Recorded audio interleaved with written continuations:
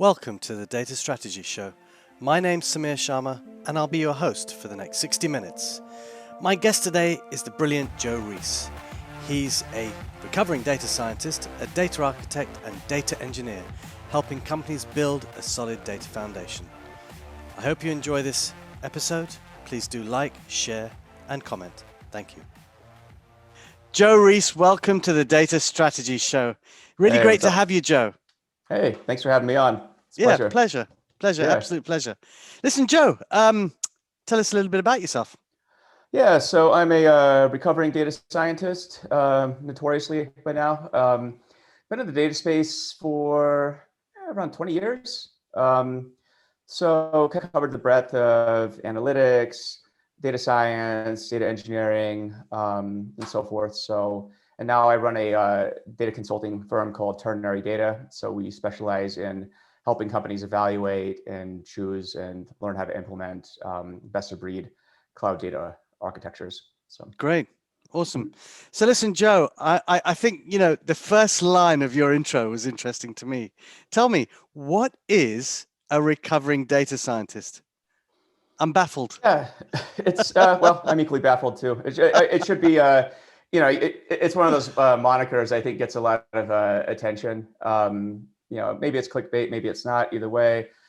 Recovering data scientist refers to, I think, a lot of my experiences with data science early on. And this goes back to the early 2010s, working on machine learning. I was working at AutoML startup at the time, and I think fairly early days of machine learning. And even then, I realized that a lot of the challenges with machine learning had to do with actually data engineering, maybe what's now called ML engineering, software engineering, and all the operational stuff that kind of went into machine learning.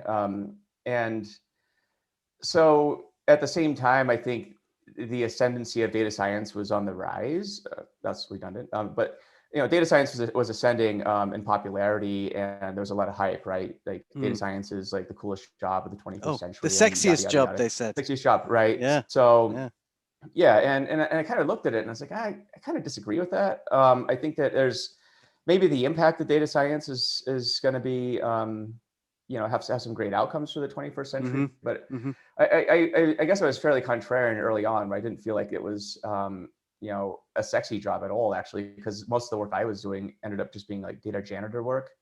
Okay. And that kind of stuff. And when I looked at other data scientists, they had the same experiences. So I knew it wasn't just me. And then when I started reading about the stats that, the old cliche, like data scientists spend 80% of their time doing everything except, the science part of data science, data cleaning, data prep, getting data, all the other stuff. Then I was like, well, okay, maybe there's a better way to do this. And so I actually turned my attention to data engineering and to some extent ML engineering, but I felt like data engineering was more of a prerequisite to even just do data science. And so that has been a lot of my focus. I still, I think, stay current with data science, and there's still data science projects I work on, but the recovering data science moniker, I think, is really more of a reaction to just understanding that a lot of the hype, I think, was just, I think, a bit unjustified with data science, in my opinion.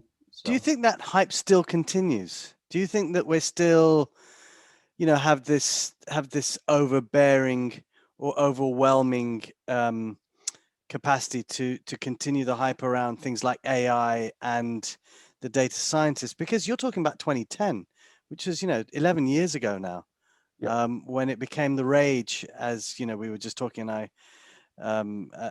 brought up the whole sexiest job for the 21st century. Do you think that we're still in the or actually, are we in the process of dampening the data scientist and sort of saying, okay, well, that's what you do, but there's this whole raft of other thing that's about, that needs to get done in order for you to finally spin up the model and do the job? Yeah, I think there's a few aspects to this answer. I do think that there's a maturity going on, whereas maybe in 2015, 2016, part of 2017, the focus of data science was all about model building, right? And there was this back and forth with data scientists arguing about which algorithms are best, but it got to be, I think, really trite as well, these discussions, right? So it's like, oh, is XGBoost better than random forest, Right. better than like SVMs, better than deep learning for this type of problem? And I think it was a worthwhile discussion then, but a lot of libraries that have come along have solved, at least I would say, the more pedestrian type problems. So, classification problems, especially for images and unstructured data. I mean, that's, I think, a very much, for most pedestrian problems, I'd say very solved. Obviously, there's still AI research going on that's just doing tremendous, crazy cool stuff. But for most companies and most use cases, I think the algorithms part is along its way to being kind of something we can move on from, right? And maybe we can start focusing on other things. And I think, the things that I'm seeing a lot of buzz in ML ops right now and ML engineering. Yep. I think that's in the last probably year and a half is when I started noticing that that's been a huge push to like monitoring, observability, testing, feature stores. I mean, that's been a really big thing even just in 2021. So I think people are starting to look at the operational aspects of machine learning more, and that's, I think, really cool, because now it means that you wouldn't be having these discussions unless companies and data scientists are starting to see some wins in production, or at least starting to think about productionizing these models. And so to me, that's actually a really good sign.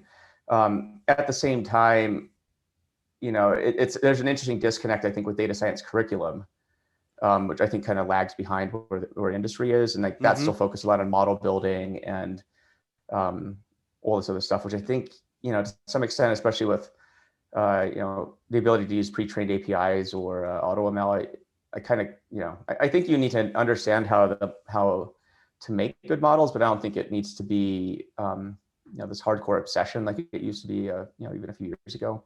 So. Sure.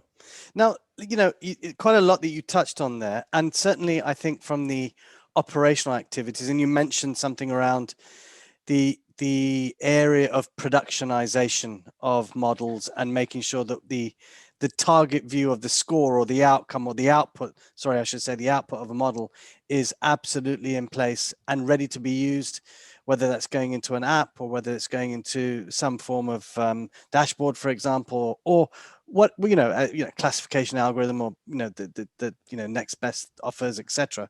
So it sounds like it's morphed, it's changed into more of the classic engineering aspect, and the data engineer has arrived on the scene. And here we are, we've got this data science piece, which was absolutely key to starting up this type of innovation and so on. And then suddenly you've got this engineering piece, which is saying, hang on, this data scientist can't really do much until this person has built their pipelines, understood exactly where the data is, what kind of data you need, etc. So what's the fundamental role of the data engineer? I probably answer my own question, and why are they needed in today's environment, in that ecosystem? Yeah, I mean, I describe data engineering as basically a role that gets raw data ingredients and then makes those available for consumption by data analysts and data scientists. And so if you zoom out on what that entails, it's owning the data lifecycle from maybe when data is generated from an application or a third-party API or whatever, a file loaded into FTP if you want to go super old school. Basically owning that process of taking that data, ingesting it, storing it, processing it, and then again, making that available for either analytics, that could be business intelligence or descriptive analytics or predictive or whatever. And then obviously machine learning, right? And then once you get into machine learning, that actually goes into an entirely different, I would say, parallel universe of engineering that is not data engineering, it's ML engineering. Sure. But for data engineers, owning that piece of the life cycle from data, I guess, inception or generation all the way to usage is, I think, where the data engineer lies. And typically, and again, the recovering data scientist piece, right? That's where I saw a lot of data science colleagues were spending all their time doing the data engineering work. What is the challenge with this? Well, not the stereotype, but a lot of data scientists can't write code very well. So they're not trained to be software engineers. No, they're not. Right. No. And nor are they trained to be like cloud architects or anything else. So it's kind of like now you're saying, oh, I know you're really good at stats and I know you're really good at building models, but if you can go ahead and build all these pipelines and orchestration pieces and data warehousing and like data lakes and everything else, that'd be great if you could just do that too and make sure. And I think that was the thing that people thought the magic bullet was going to happen, right? It was the individual who's going to come in and be the magician throughout this whole, pipeline. Okay, I mean, it's often said, right? The unicorn. It's interesting, because one of your just looking back on some of your posts, and in one post you mentioned data science is the CrossFit of data. What do you mean by that? Sort of a tongue-in-cheek response. So I do a lot of CrossFit. Okay. So CrossFit's I would say an athletic. I guess it's not a sport, but it was more. I would say kind of a multidisciplinary athletic activity, right? That somehow became a sport. And what it is it means like you're a generalist at a bunch of different types of sports. So the goal of CrossFit, when you rewind to its inception, really the goal was to provide people a level of general fitness preparedness, right? So you could basically, the whole goal is that you can go into almost any activity or sport and not completely suck at it. It's not like you're going to be awesome at rugby or running a marathon or Olympic lifting all at the same time, but you at least aren't going to die on the field or get crushed by your weight. So and I took that analogy with data science. There was an old Drew Conway Venn diagram, I think many years ago, that talked about sort of the intersection of like, what is a data scientist? And it was kind of like stab at maybe a definition, which I think was appropriate at the time. So like computer skills, math, domain expertise or something, nunchuck skills. I don't know. It was a whole ton of things. I remember it as well. I mean, it went from, I think the gamut of, you're right, being a martial artist to, being able to walk in space, basically, Right. But it was what people went off of. And I think this was the rubric that people used for data science for many, many years to come. It's like, well, I can't expect you to be great at everything. But if you could just like be slightly better than, somebody off the street at a bunch of stuff, that'll help. And I think what happened was it became sort of this fallback. And that's where I think that the CrossFit analogy comes in handy, right? Where it's kind of like, well, I'm looking for a professional athlete, right? And so you can be a professional CrossFitter, and that might be like a Kaggle champion or something, but that doesn't mean you're going to be like really good at making self-driving cars, for example. Sure. That requires, I think, a very sharp level of dedication and stuff. And so that's, and along the way, I noticed that the role data scientist became overloaded. Like when I got into it, it was very specific. It very specifically meant somebody who was decent at machine learning. And that was just sort of, I think, the assumption. But then it was like, I think companies started trying to set up this honeypot of a job description. It's like, well, if you can like use Excel and do BI and basically do, anything that involves like numbers, just call yourself a data scientist. Yeah. That's what it is. So tell me something, when you were doing data science and obviously, that whole revelation of, do I really want to do this and sit here and just be a person who needs to do all this other extra stuff, which I wasn't really there to do.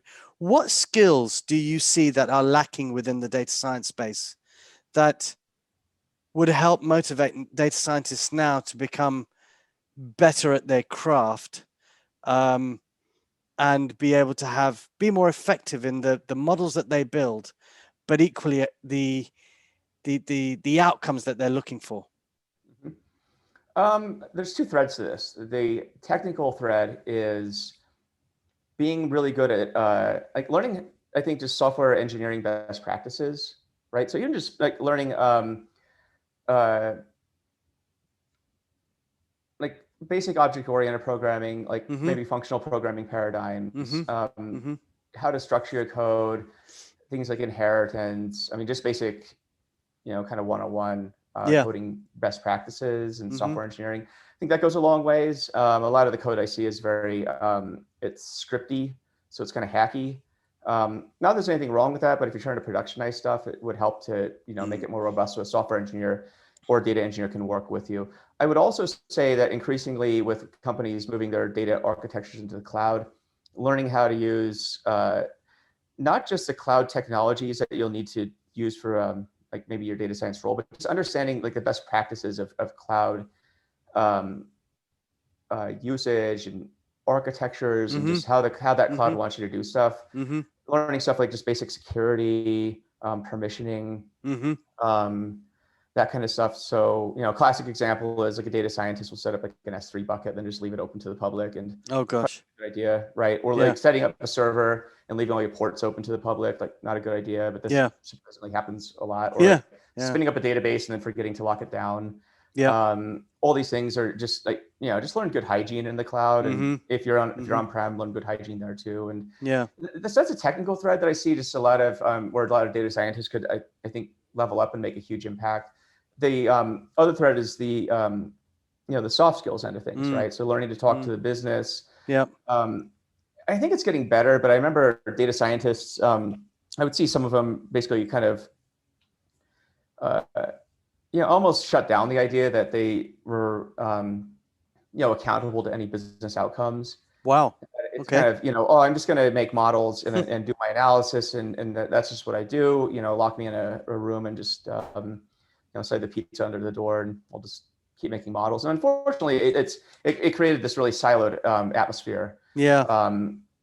And I think where data scientists can make a big impact with the business is just getting involved with stakeholders, getting empathy and so forth. I mean, nowadays, especially on LinkedIn and social media, I mean, this is like, I think there's more and more people trying to pound this into the heads of data scientists, and it seems to be getting a better reception. I think if you were to have this argument a few years ago, I think it would have been a much different story. So. Yeah, I think you're right in that sense. I think there's definitely a shift in the thinking and the drive to become more of a business partner, perhaps, in the way that, sitting much closer and understanding just the fabric of what that business partner does and why they need it and what they're doing it for, what's the purpose. But it's interesting that you've talked about the fact that you still see that sort of going on, which, in this day and age, it's quite startling. But listen, I'm going to just step gears. You talked about data engineering, then you talked about ML ops or ML engineering. Tell me what the differences are between those areas. I mean, obviously one has got, the tag of data engineering, but one's got the tag of ML engineering, machine learning engineering. But why have those come about? What's been the sort of trend for that to happen? And obviously, machine learning has come out about and used more, but why now the need to step up? So, the generic data engineer and then this very highly specialized ML person. Yeah, I mean, I think it just speaks to the fact that ML, machine learning is its own. It's its own discipline, really, right? And there's a lot to know, and it's, at least in my mind, a separate skill set from what a data engineer does. And so you'd be taking, the output of whatever a data scientist does, or even what a data engineer does, and make that consumable for machine learning end to end. So what does end to end machine learning mean? Well, it means obviously getting data, processing that data to make a model, train the model, test it, host it, or if you're doing batch, just get inferences off it and so forth, right? But it's like, then the whole life cycle needs to loop back to itself. And so it really, it requires an understanding of, how's this model behaving? When is it a good time to retrain this? Am I seeing a concept drift, data drift, and so forth? And it's just, for a data engineer to understand that part as well, I think is doable for sure. But it just requires that you also understand machine learning. So it's sort of like if a data scientist who understands machine learning really well, like had a kid with like a data engineer or software engineer, then that's kind of what the okay, that's ML the output, right? That's okay. Yeah. So and it's interesting because it's still, my buddies in the, give a shout out to my buddies in the ML ops community. And, we were talking about this, and it's interesting because ML engineering, the ML ops, which, we'll get into the nuance of that, but there's a lot of overlap, but it's a field that's still like very rough around the edges, and I think still very new. There's companies that have been doing this stuff for ages, obviously. Especially the big fangs. This is just this is just how you run your everyday business. stuff for them, right? Yeah.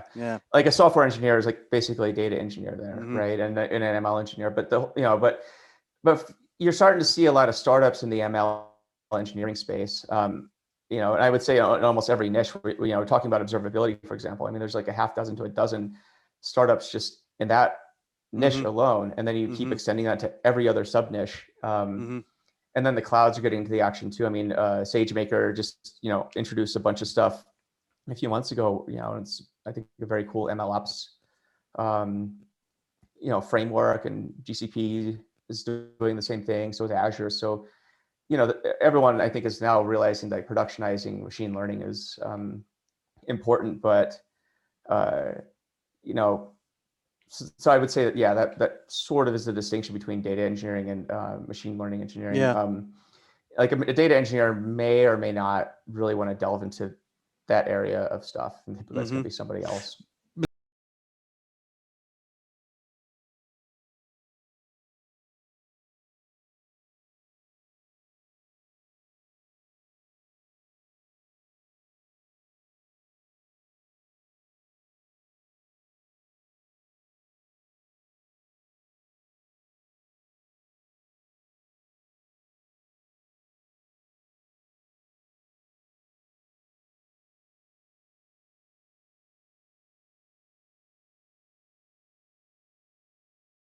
Talked about the fangs right there. Now the fangs obviously start from a very, very different perspective than most companies that aren't the fangs, who are legacy companies, who have been dealing with very different systems for a long time.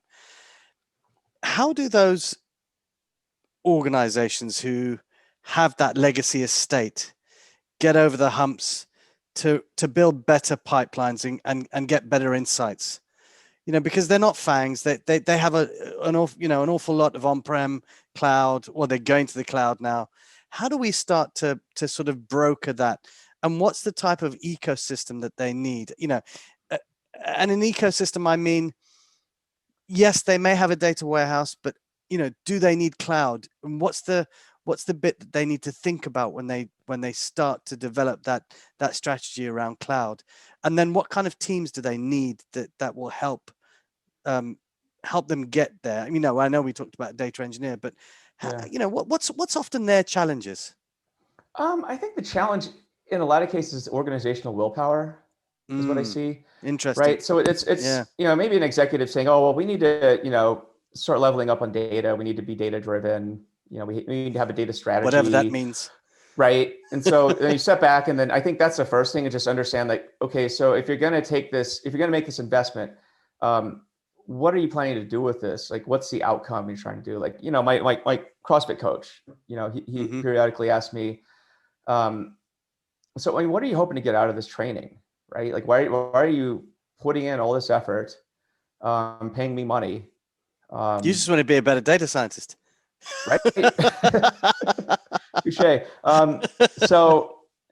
But a business needs to ask these hard questions, and it's amazing, I think, still in this day and age, how many businesses don't ask these questions, right? They just assume, like, if we, as you pointed out, hire a data scientist, magic stuff will happen. It'll be,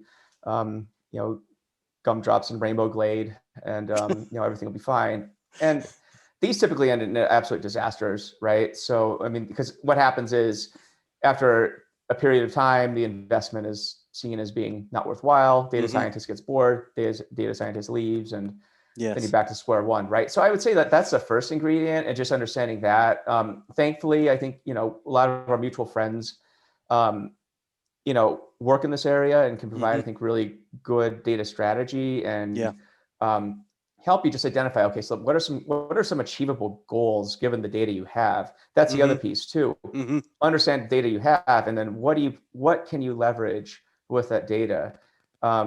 Maybe it's something as simple as, you just need better reporting. Like, that's the first step. I mean, we always make a joke where it's most companies are barely doing BI, let alone AI, and right. And so because reporting is in such a state of disarray in a lot of companies, still, it's awful, right? So all machine learning is going to do is just if you're applying machine learning to bad reports, it's just going to make you do dumb things faster or like nothing at all, because in a lot of cases, BI data I don't think is suitable for ML. ML is really appropriate when you have tasks that are high velocity, so too fast for a human to do, at such a volume that a person can't really complete these sets of tasks. You roll back to FANGs, you talk about that. If Google only had like 5 searches an hour, that a person could retrieve that data. That would be simple, right? That used to be called librarian, actually. And then, but since they have, whatever, ungodly number of searches, I mean, that has to be automated. Absolutely. Right. And so that, I mean, these companies did machine learning because they had to. It's not because they felt like this is a cool thing to do. It's like at the scale that they're operating at, there's no other way. And so with a maybe a legacy or a mature company, I mean, look at the processes that are in your business and maybe figure out, okay, is there anything that we can automate? Even if something, if there's not like repetitive tasks, maybe look, okay, is there even just looking at things like customer churn, for example, customer retention, forecasting, like these are kind of table stakes, data sciencey things, that could be done. But yeah, I mean, start simple. You don't need to boil the ocean. I mean, you don't need to start out with like AI chatbots, or like self-driving cars, for your business. Start simple and then just keep adding on. It almost helps though if you start fresh in some ways, because if you're starting with an application or a process that's like machine learning native, so to speak, and what would that be for a legacy? I mean, what would you think? What's some of the examples there? Yeah, so maybe, again, I think maybe trying to find a process to automate would be one, right? Where nobody's ever tried it before. As long as the data is in good shape and you can feasibly do it, I would say that might be a good place to start. Where I start seeing like kind of things go astray is actually trying to shoehorn processes into to kind of legacy systems, especially with like legacy reporting systems, is where I see a lot of things kind of going weird. So what I saw today, which, as you know, I posted something on LinkedIn earlier, which still amazes me to this day, that we are in we're still talking about the factors that disrupt or affect our ability to make really good models or to drive machine learning algorithms and so on. And I'm just, I mean, it was bizarre to me that I'm still seeing this in 2021, that you've got barriers, and the graph that I'm going to highlight is the one that you took from I think it was a Rackspace report, but it's basically saying that 31% barriers to actionable insights. Okay. 31% data quality issues, 30% lacking the capabilities of talent to effectively manage our data. 30% data is stored in too many different systems. 29% inability to process data quickly enough to act on it in time. And the list goes on. I mean, this is stuff that I was seeing back in 2009, 2010, and we're still here.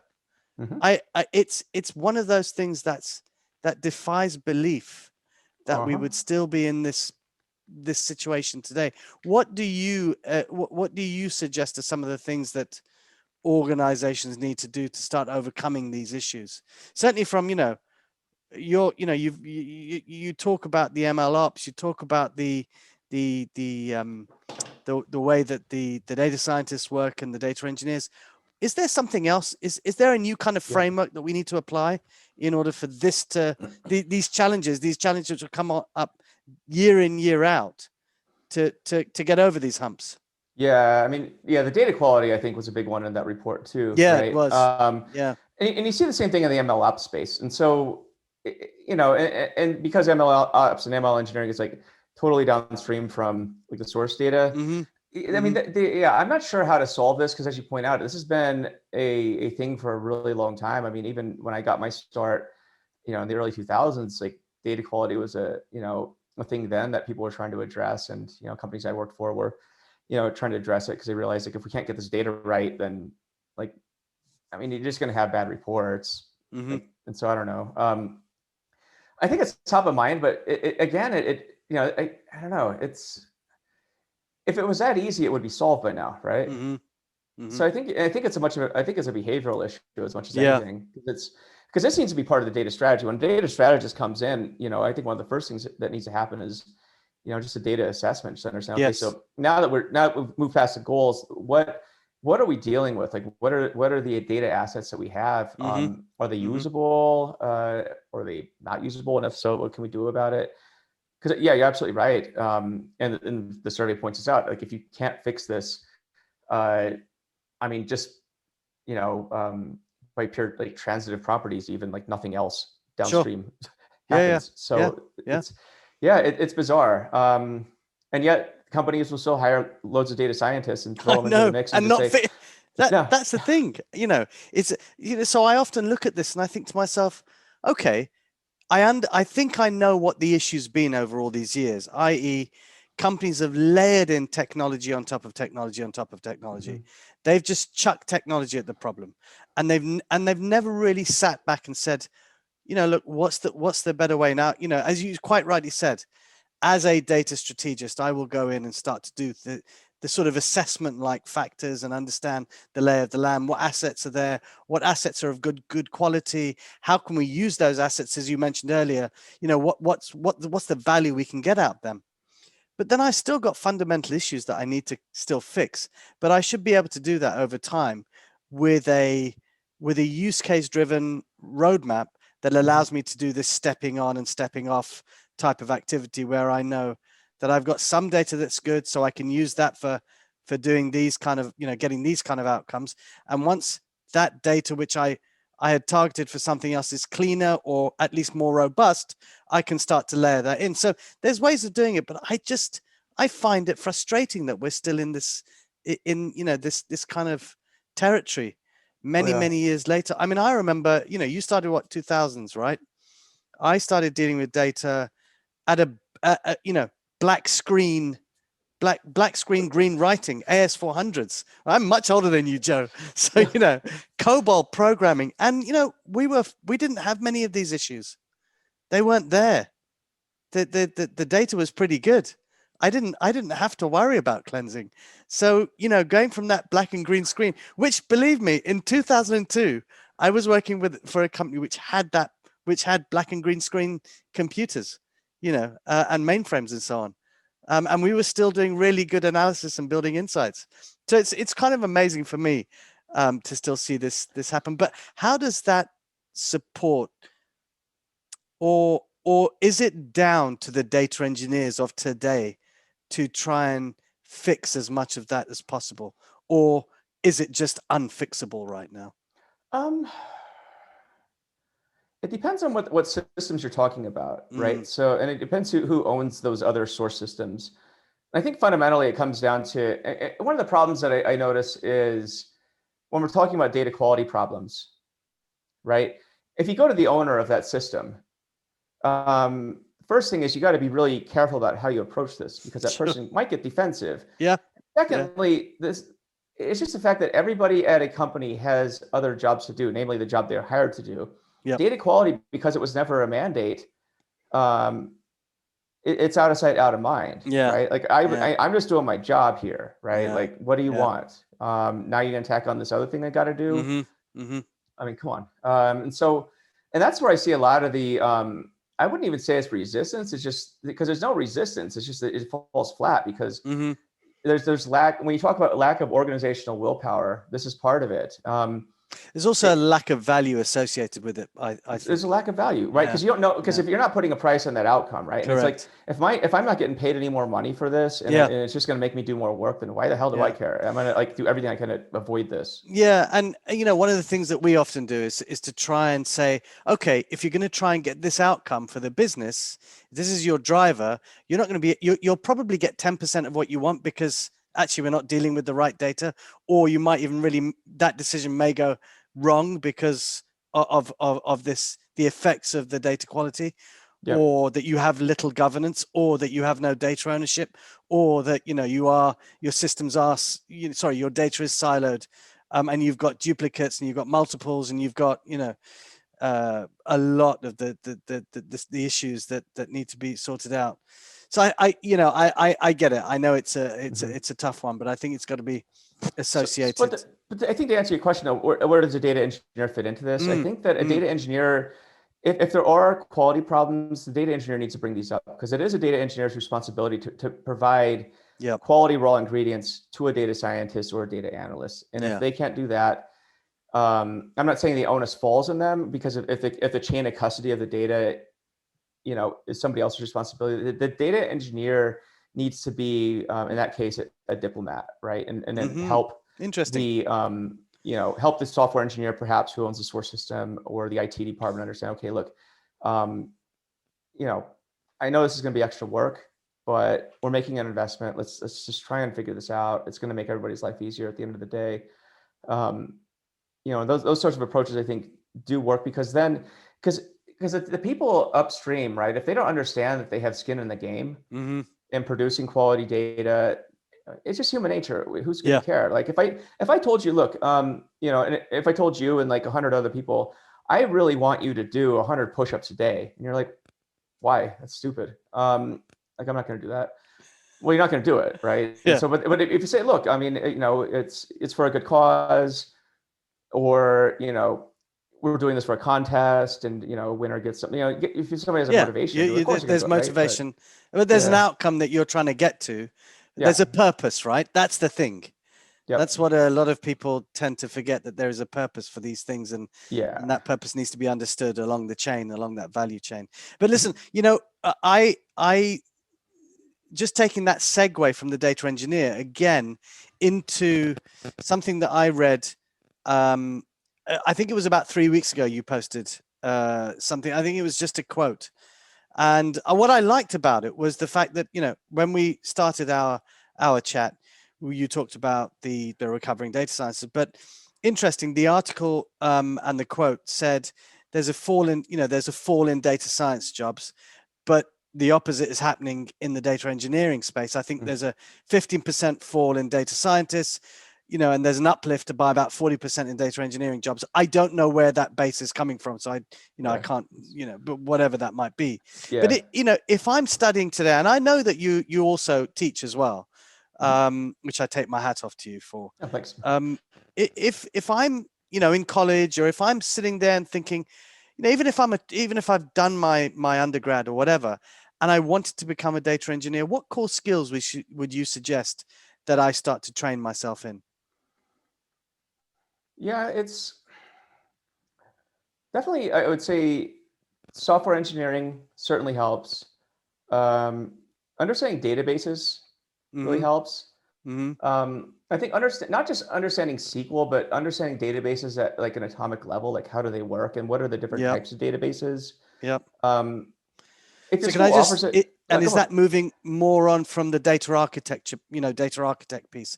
Are you saying that because it sounds very much like I should know the database constructs, I should understand those, but is that then going one level above the data architect, or is that very similar to what the data architect should know?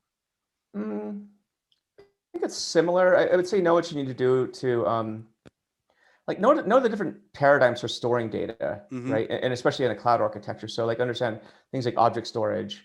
How do column stores work for data warehouse, right? The days of storing data in relational data, like a row-based relational database, that's going away. And so understand like modern cloud architectures. It's probably gonna, I would say, unless your university is like super hip and modern. Or they've got you as their professor. Well, lucky for them. But a lot of, I think that the curriculums do tend to lag a bit. One of the things I try and do with my course is just, make it as modern as possible to what is happening in the industry. We do have the benefit of working with, my other business, working alongside partners like AWS, Google, Snowflake, and all, loads of others. And so like, I'm probably as current as you're going to get for what you need to know for like what's applicable today. But I would say too, like understanding, like getting a cloud certification would probably help you a lot, just in terms of understanding, like, how do you do things in the cloud? AWS, and GCP and Azure all have great certification programs. I think it's a good investment of your time, and it's also, these are certifications that are actually worth a lot of money in the marketplace. Okay. So if I see somebody who has those certifications, it's like, these are hard. I've done several of these, wow. and they're no joke. Right. Like if you can pass these, I don't have to question, okay, so do you understand how AWS works? Like if you can pass the exams, I think you do. So that's another thing I would say, stretch yourself out.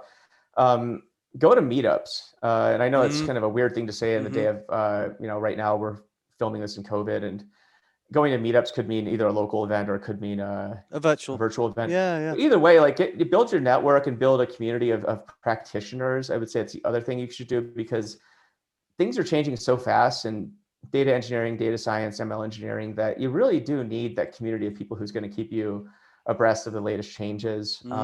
Subscribe to newsletters. There's data engineering newsletters, there's programming newsletters. Just subscribe to those and understand like what's going on in the field. Because again, like there's two threads to learning. I would say there's learning the basics, fundamentals, and I would say always keep learning fundamentals. Like I never stop learning the fundamentals, because it just seems like there's a never-ending bucket of stuff there. And those are things that will, I think, help you better understand new technologies that come out. Because you don't want to be the data engineer who comes out and chases after every shiny new thing, but doesn't really understand why this is important to your use case, or why this isn't even important to the world. Like if you understand the context of how it fits in with other tools as well as the fundamentals, you'll just have a very good mental model for evaluating new technologies and paradigms that come out. And that's the other thing I would say, just get an understanding of sort of how the evolution of data engineering tools and paradigms has, how have we arrived at today? Right. Why is it that SQL again is now popular, whereas several years ago it was kind of written off for dead in the data engineering world, because Scala was supposed to take it over, right? And so if you understand this context, I think you can understand just sort of the threads of why certain tools are the way they are, and again, you just become a better decision maker in that regard. And I've always, while I asked you that question earlier, does this make the data architect redundant, or is that position still required?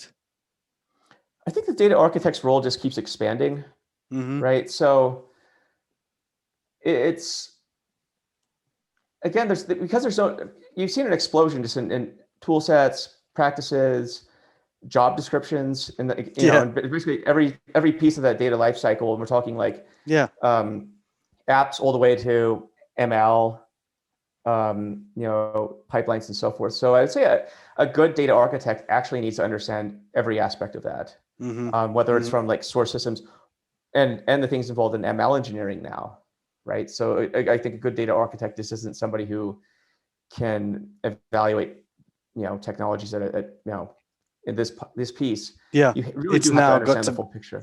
Yeah, interesting. I'm and that goes on to my next question actually. If I was a company out there, maybe a legacy company, thinking about, I want to do more, and I want to do more around maybe ML, ML ops, data ops even. What kind of team would you suggest is an optimal team to start with? What kind of positions do I need? Yeah, I mean, there's a fabled ML engineer right now, which I think is a. But you said they're sort of hard to come by, right? Yeah, just a bit. I mean, data engineers are hard enough to come by. I think that's a pretty well-established skill set. So you find somebody who's good at engineering plus machine learning. That is, I mean, if you look at the salary stats for ML engineers, it's even higher than data scientists and data engineers. And so I should be in ML ops, man. Yeah, not a bad gig, and it's hard too, because it's still, you need to, I think the important thing is to identify, what do you want this ML engineer to do? Yeah. Right.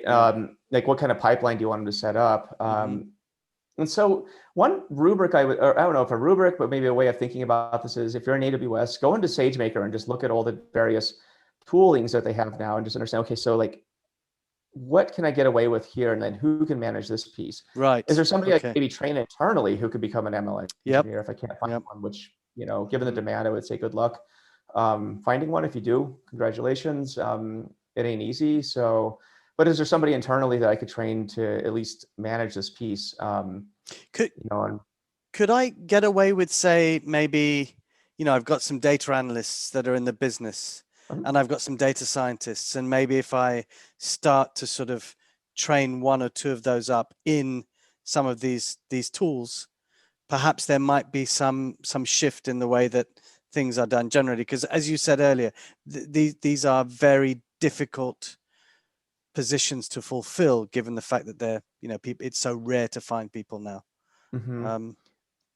Yeah, I would say, you know, if you can find somebody who has like a data scientist who is interested in learning DevOps, for example, that might be a good place to start. I mean, there's like the DevOps handbook, for example, which is a fantastic resource.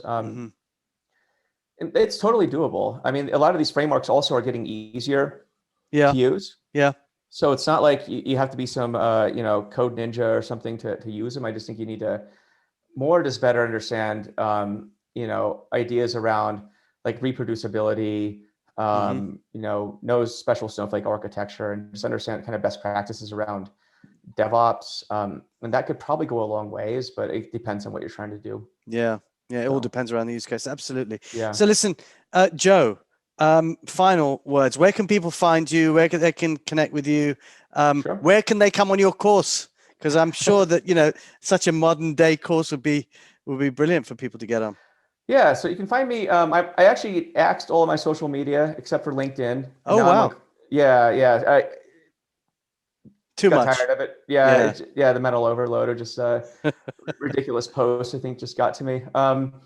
So yeah, you can find me on LinkedIn. I think it's just Joseph Reis or Joe Reis or something. You can find me on there. And then I'm on Clubhouse now. Okay, so if you have an iPhone and you want to waste a lot of time on Clubhouse, hit me up. I'm at Joseph Reis there. It's also on my LinkedIn profile. You know, my name there. Ternary Data is my company. We post a lot of stuff there. Got a YouTube channel by the same name, Ternary Data. So we do our Monday morning data chats. Data Nerd Herd, which is a group that I run as well. Run several meetups: Utah Data Engineering Meetup, Salt Lake City Python, Google Cloud Meetup, and I also let me see. And for my class, I'm at the University of Utah, but I'm also coming out with new digital courses. Excellent. Soon, so they'll go over modern you know, data architectures, you know, specific tools and how to use these tools. And also got a book coming out. Oh my goodness! I'm gonna start writing. And you're really busy soon, but can't talk too Oh, much you're going about to that start yet. writing it soon, or it's coming out soon? So we're putting the finishing touches with a publisher on that. So stay tuned on that too. Wow. Yep. So it's amazing. Yeah, pretty busy. But that said, you know, I think the data field is such that I'm sure you feel the same way, right? This doesn't feel like work. Yes. Right. It's just it's just what you do, man. It's fun. So, it wouldn't be like you and I wouldn't be in this career if we weren't having fun for this long. No, I honestly believe that, you know, I'm glad I came upon it all those many years ago. Yeah. Believe me. I'm glad you did too. I happened on it. That's, you know, it was just, I was walking by and it hit me, but it was good. So listen, thank you so much for being on today, Joe. Had a really fun time. Really great insights. And I look forward to hearing more from you. Take care. Take care. All right. See you soon.